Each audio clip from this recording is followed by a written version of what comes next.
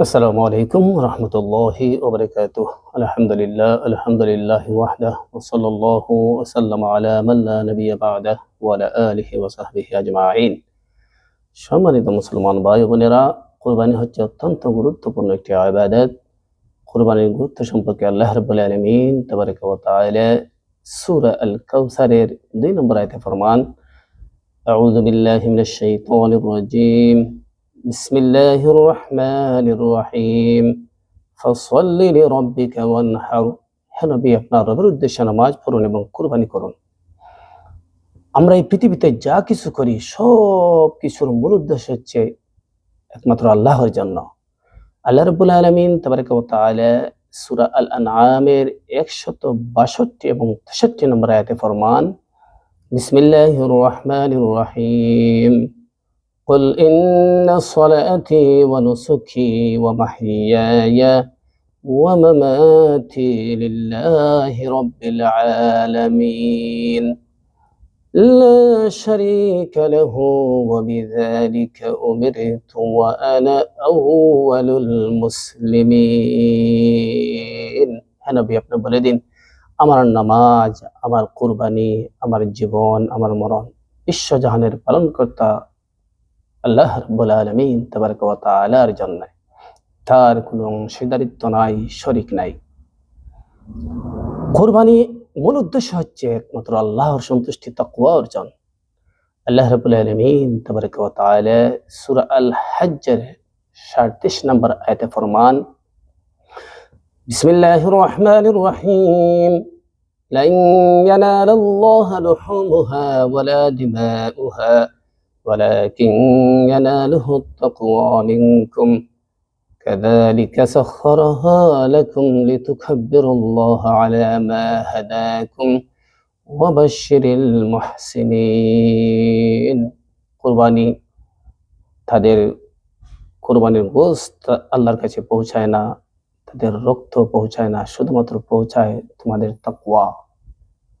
কুরবানির গুরুত্ব সম্পর্কে ইবনে মাজাহ শরীফের হাদিস হযরতে আবু হুরায়রা রাদিয়াল্লাহু তাআলা আনহু থেকে বর্ণিত, রাসূল করিম সাল্লাল্লাহু আলাইহি সাল্লামের ফরমান, মান ওয়াজাদা সাআতান ফালাম ইউদহি ফালা ইয়াকরাবান্না মুসাল্লানা। যে ব্যক্তি সামর্থ্য থাকার পরে কুরবানি করবে না, সেজন্য আমাদের ঈদগাহের দ্বারে কাছেও না আসে। এই হাদিস থেকে বোঝা যায় কুরবানি অত্যন্ত গুরুত্বপূর্ণ। বুখারী শরীফের হাদিস হযরত আনাস রাদিয়াল্লাহু তাআলা আনহু থেকে বর্ণিত, রাসূল করিম সাল্লাল্লাহু আলাইহি সাল্লামের ফরমান, যে ব্যক্তি ঈদের জামাতের আগে কুরবানি করবে তার কুরবানি আদায় হবে না। যে ঈদের জামাতের পরে কুরবানি করবে তার কুরবানি আদায় হয়ে যাবে, সে মুসলমানদের পথ পেয়ে গেছে। আমরা লক্ষ্য করছি যারা বিদেশে আছেন, এই ঈদের জামাতের পরপরই 1-2 ঘন্টার মধ্যে কুরবানির গোশত আমাদের কাছে এসে পৌঁছে যায়। এই কুরবানি শর্ত হচ্ছে জামাতের পরে জবাই করা, পশু জবাই করা, কিন্তু এটা সহি তরিকায় জবাই হচ্ছে কিনা সেদিকে আমাদেরকে লক্ষ্য রাখতে হবে। রাসূল করিম সাল্লাল্লাহু আলাইহি সাল্লামের হাদিস, কুরবানির দিন কুরবানি পশু জবাই করা ছাড়া অন্য কোনো ইবাদত আল্লাহর কাছে অত পছন্দনীয় নয় কুরবানি করা ছাড়া। কুরবানি দাতা কুরবানির রক্ত মাটিতে পড়ার পূর্বেই আল্লাহ রাব্বুল আলামিন তা কবুল করে নেন। কুরবানি হচ্ছে হানাফি মাযহাবের মতে ওয়াজিব, অন্যান্য মাযহাবের মতে হচ্ছে সুন্নতে মুআক্কাদা। কুরবানি 10 জিলহজ ঈদের জামাতের পর থেকে 12 জিলহজ সূর্যাস্ত পর্যন্ত 3 দিন কুরবানি করা যাবে। কুরবানি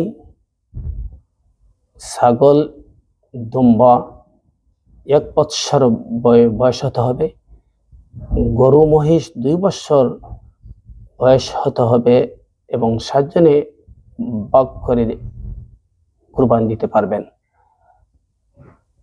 উট 5 বৎসর বয়স হতে হবে এবং 7 জনের মধ্যে ভাগ করে দিতে পারবেন।